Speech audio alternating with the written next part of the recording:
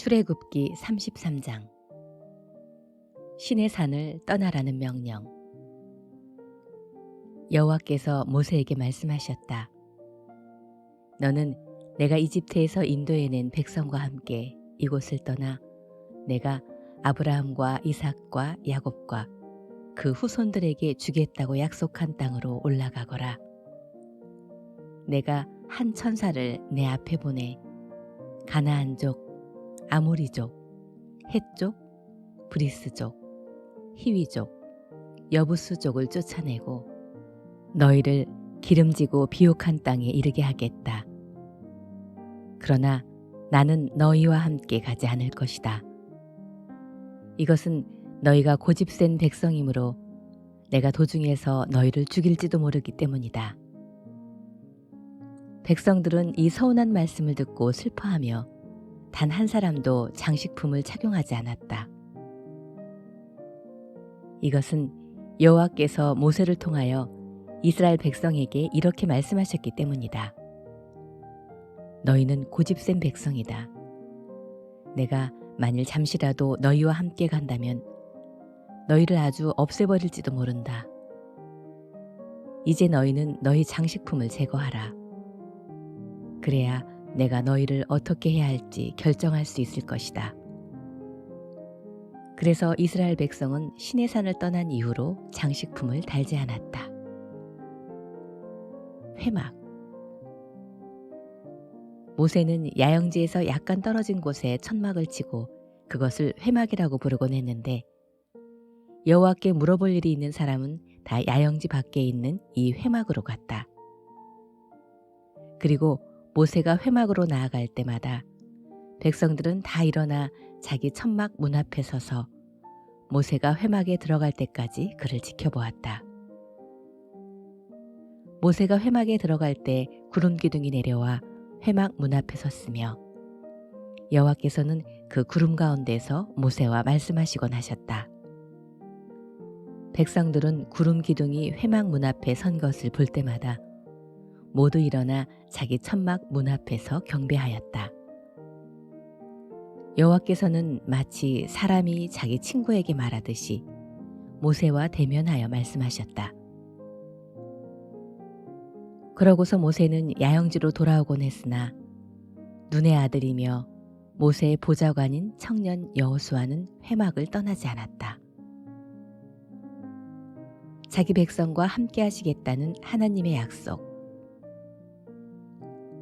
모세가 여호와께 말하였다.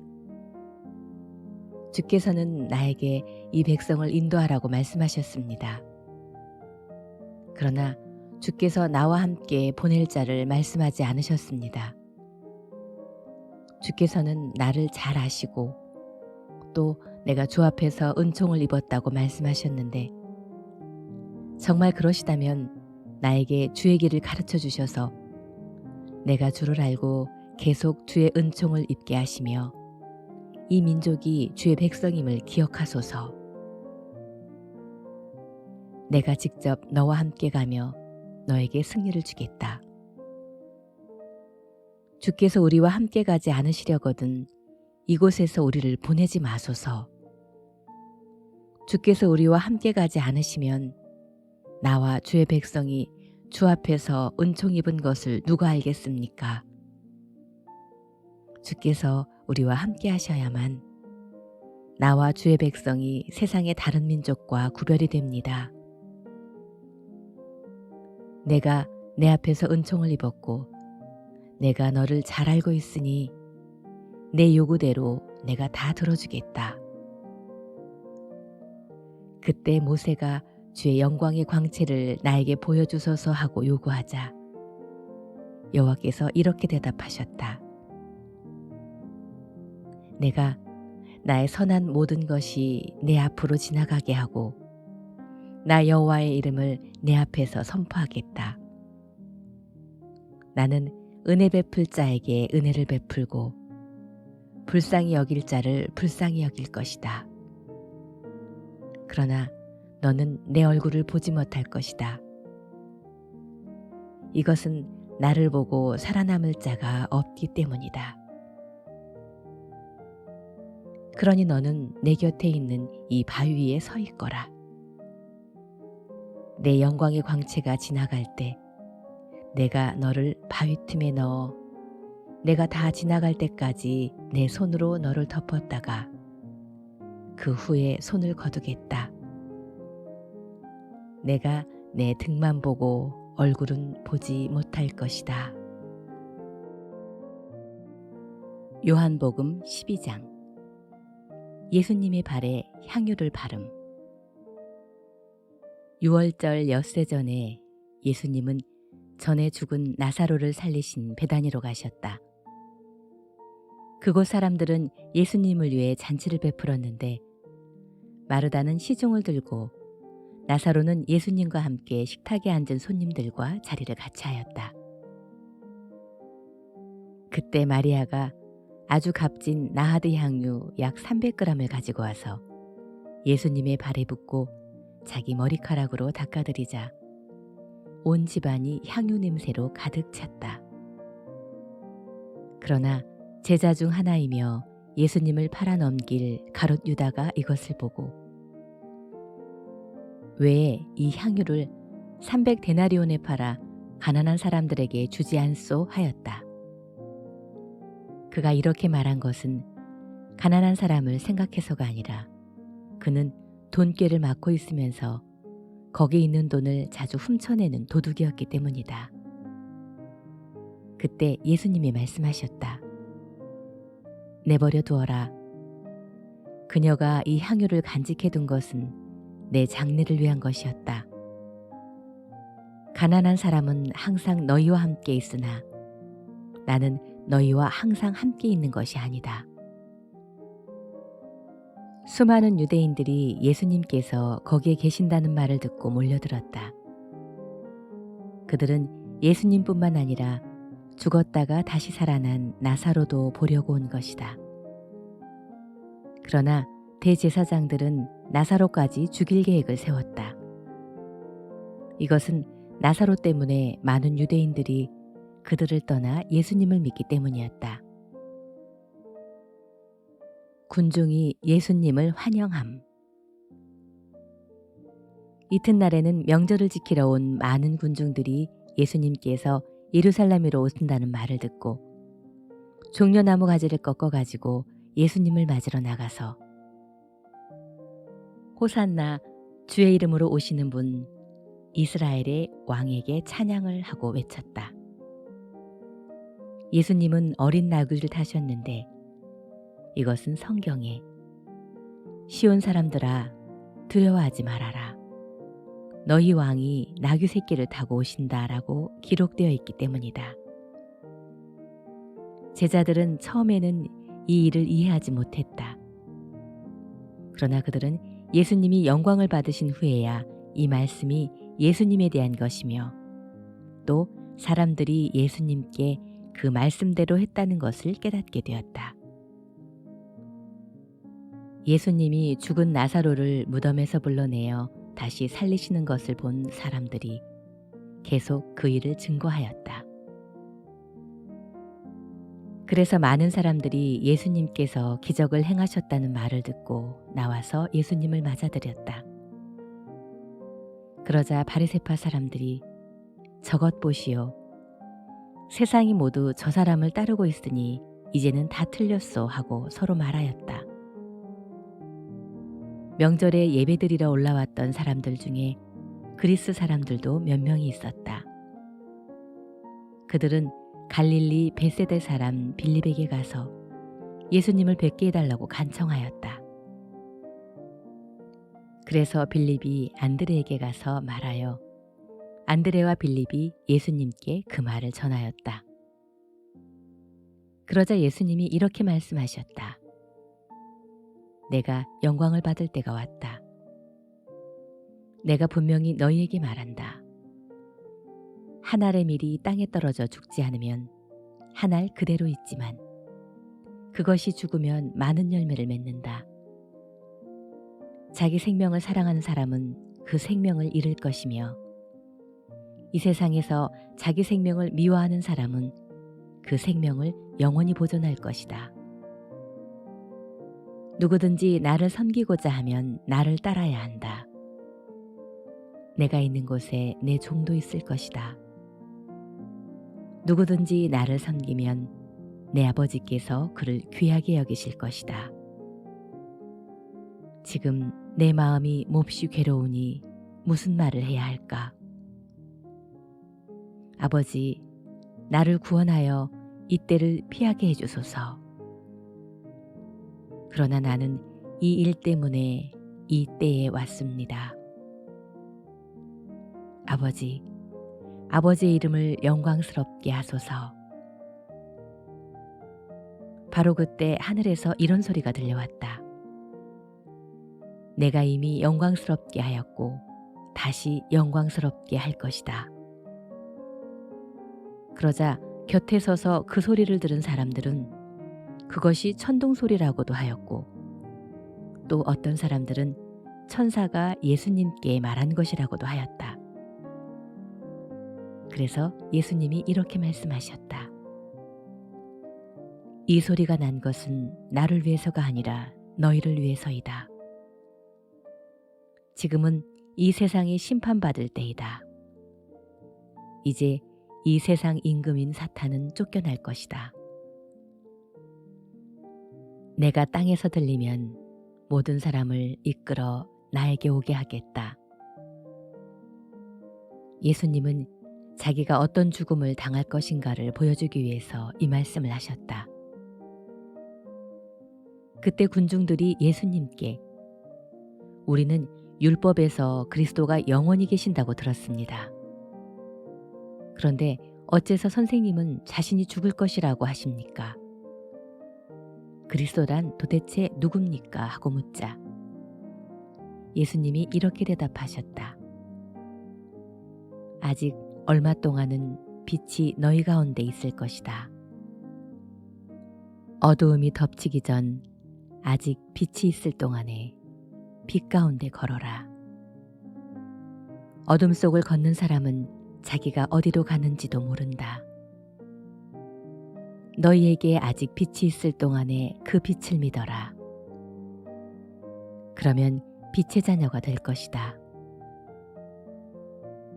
예수님은 이 말씀을 하시고 그들을 떠나 몸을 숨기셨다. 예수님이 그렇게 많은 기적을 사람들 앞에서 베푸셨으나 그들은 예수님을 믿으려 하지 않았다. 그래서 주여, 우리가 전한 것을 누가 믿었으며 주의 능력이 누구에게 나타났습니까? 라고 한 예언자 이사야의 예언이 이루어졌다. 그들이 믿을 수 없었던 이유를 이사야는 또 이렇게 말하였다. 주께서 그들의 눈을 멀게 하시고 그들의 마음을 무감각하게 하셨으니 이것은 그들이 눈으로 보고 마음으로 깨닫고 돌아와서 고침을 받지 못하게 하기 위해서였다. 이사야는 주님의 영광을 보았기 때문에 예수님을 가리켜 그렇게 말하였다. 유대인 지도자들 가운데도 예수님을 믿는 사람들이 많았으나 바리새파 사람들이 회당에서 쫓아낼까 두려워 믿는다는 말을 못하고 있었다. 그들은 하나님이 주시는 영광보다 세상의 영광을 더 사랑했던 것이다. 예수님은 큰 소리로 이렇게 말씀하셨다. 나를 믿는 사람은 나를 믿는 것이 아니라 나를 보내신 분을 믿는 것이며 나를 보는 사람은 나를 보내신 분을 보는 것이다. 나는 빛으로 세상에 왔기 때문에 나를 믿는 사람은 어둠 속에서 살지 않을 것이다. 누가 내 말을 듣고 지키지 않아도 나는 그를 심판하지 않는다. 나는 세상을 심판하려고 온 것이 아니라 세상을 구원하려고 왔다. 나를 저버리고 내 말을 받아들이지 않는 사람은 내가 한 바로 그 말에 의해서 마지막 날에 심판을 받을 것이다. 나는 내 생각으로 말하지 않고 나를 보내신 아버지께서 나에게 직접 명령하신 대로 말하였다.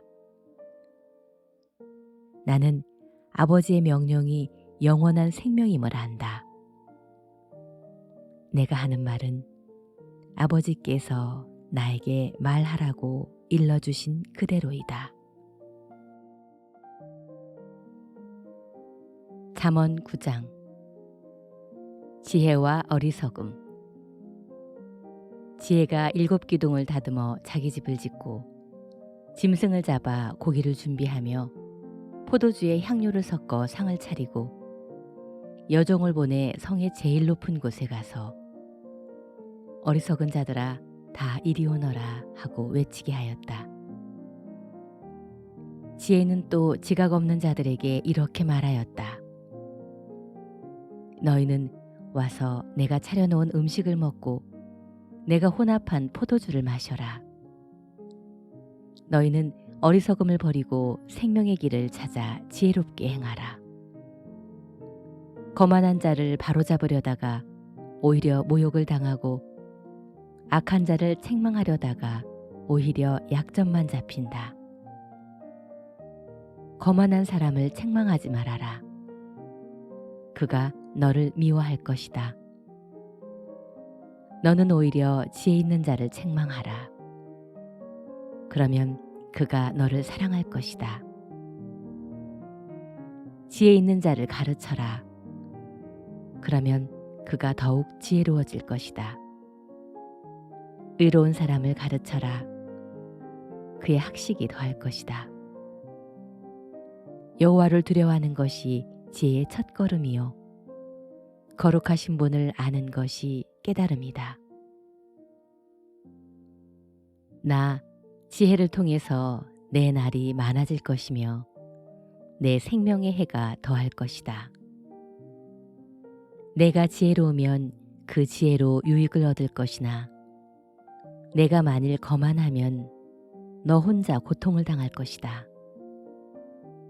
미련한 여자는 부끄러운 줄도 모르고 주책 없이 떠들어대며 자기 집 문턱이나 시가지 높은 곳에 앉아서 바삐 지나가는 사람들을 불러 어리석은 자들아 다 이리 오너라 하고 외치며 또 지각 없는 자들에게 도둑질한 물이 달고 몰래 훔쳐먹는 빵이 맛이 있다 하는구나.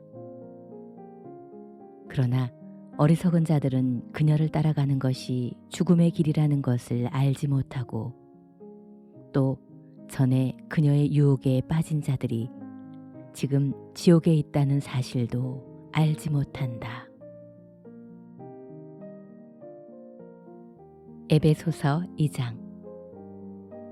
죽음에서 생명으로. 여러분은 불순종과 죄 때문에 영적으로 죽었던 사람들입니다. 전에는 여러분이 세상의 악한 길을 따르고 하늘 아래의 영역을 지배하고 있는 마귀에게 순종하며 살았습니다. 이 마귀는 현재 불순종하는 사람들 가운데서 활동하는 영입니다.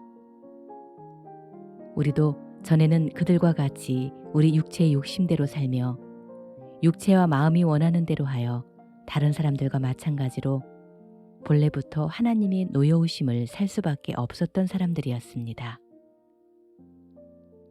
그러나 자비가 풍성하신 하나님은 우리를 무척 사랑하셨기 때문에 그 크신 사랑으로 죄 때문에 영적으로 죽었던 우리를 그리스도와 함께 다시 살려주셨습니다. 그래서 여러분은 하나님의 은혜로 구원을 받게 된 것입니다. 하나님께서는 우리를 그리스도와 함께 살리셨을 뿐만 아니라 하늘나라에서 그분과 함께 앉게 해주셨습니다. 이것은 그리스도 예수님 안에서 자비하심으로 베푸신 하나님의 넘치는 은혜를 앞으로 올 모든 세대에게 보여주기 위한 것입니다. 하나님의 은혜로 여러분은 그리스도를 믿어 구원을 받았습니다. 그것은 여러분의 힘으로 된 것이 아니라 하나님의 선물입니다. 그것은 우리의 선행으로 된 것이 아니므로 아무도 자랑할 수 없습니다. 우리를 창조하신 분은 하나님이십니다.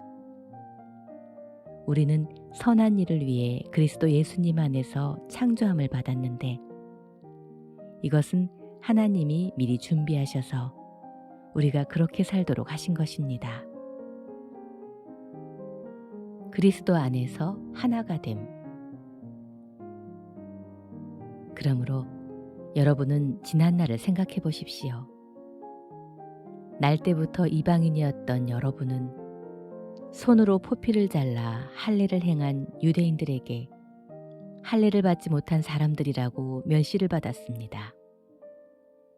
그때 여러분은 그리스도와 아무 관계가 없었고 이스라엘 국민도 아니었으며 하나님의 약속에 근거한 계약에서도 제외되었으며 이 세상에서 희망도 없고 하나님도 없이 살았습니다.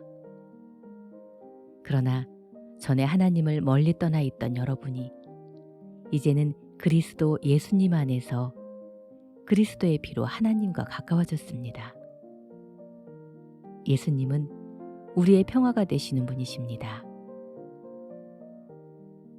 그분은 유대인과 이방인을 갈라놓은 담을 헐어서 둘이 하나가 되게 하셨습니다. 그들을 원수로 만들었던 계명의 율법을 예수님이 자신의 육체적인 죽음으로 폐지하신 것은 유대인과 이방인을 자기 안에서 하나의 새로운 백성으로 만들어 화목하게 하고 또 십자가로 그들의 적개심을 죽이고 둘을 한 몸으로 만들어 하나님과 화해시키기 위한 것입니다. 그래서 예수님은 오셔서 여러분과 같이 하나님을 멀리 떠나 있던 이방인이나 하나님과 가까이 있던 유대인들에게 평화의 기쁜 소식을 전하였습니다. 그래서 이방인이나 유대인이 모두 그리스도를 통해 한 성령님 안에서 아버지께로 나아갈 수 있게 된 것입니다. 그러므로 이제부터는 여러분이 외국인이나 나그네가 아니라 성도들과 똑같은 시민이며 하나님의 가족입니다. 여러분은 사도들과 예언자들이 놓은 기초 위에 세워진 집이며 그리스도 예수님은 친히 그 머릿돌이 되셨습니다. 머릿돌이 되신 그리스도 예수님 안에서 건물 전체가 서로 연결되어 점점 거룩한 성전이 되어가고 여러분도 성전 안에서 하나님이 계실 집이 되기 위해 그리스도 안에서 함께 지어져 가고 있습니다.